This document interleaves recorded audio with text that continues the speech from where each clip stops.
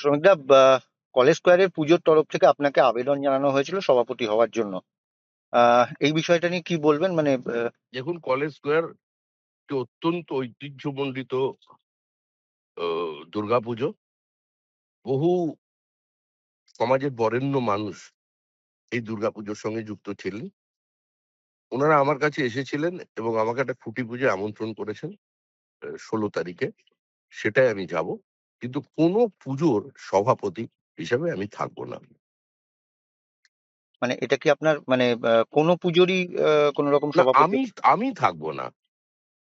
আমি থাকবো না। আমি চাই সমাজের যারা নিরপেক্ষ প্রতিষ্ঠিত গুণীজন আছেন, মানুষ আছেন, স্থানীয় যারা মানুষ আছেন তারা হোক। নাহলে এই পুজো কালচার একটা কম্পিটিশন, নতুন করে নিজেদের পেশি শক্তির প্রদর্শন এবং পুজোকে কেন্দ্র করে বিভিন্ন জায়গায় অস্থিরতা তৈরি করা, পার্টি হিসেবে এর আমরা অবস্থানে নেই।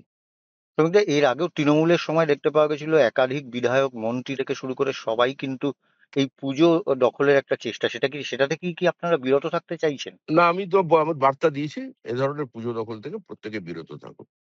বিধায়কদেরও বলছি, যে এলাকায় তিনি বিধায়ক হয়েছেন সেখানে কোনো পুজো কমিটির প্রেসিডেন্ট হন, কিন্তু বিভিন্ন জায়গায় ঘুরে ঘুরে পুজো কমিটির প্রেসিডেন্ট হবেন, এটা চলবে না। এটা সভাপতি হিসেবে আপনার ঘোষণা? আবার ঘোষণা, সজল যেরকম আমাদের মধ্যে পুজো করে, তো তার পুজো সর্বজন বিদিত প্রতিষ্ঠিত, তো সেই পুজোই করবে। তাকে তো নতুন করে সেই ঝাঁপিয়ে পড়ে কোনো জায়গায় পুজোর কমিটি দখল করতে যাচ্ছে না। সে বিপরীত পরিস্থিতির মধ্যে থেকে দুর্গা পুজো করেছে, সেটা প্রতিষ্ঠিত করে চলেছে, শাসক দলে না থেকেও সে করেছে। তো সেই পুজোর প্রতি আমাদের সমর্থন থাকবে। দক্ষিণ কলকাতায় মৃণাল দাস একটি দুর্গাপুজো করেন, বহু যুগ থেকে করেন, অনেক পুরস্কারও পেয়েছে সেই পুজো। তিনি সেই পুজো করবেন। যারা আমাদের পুজো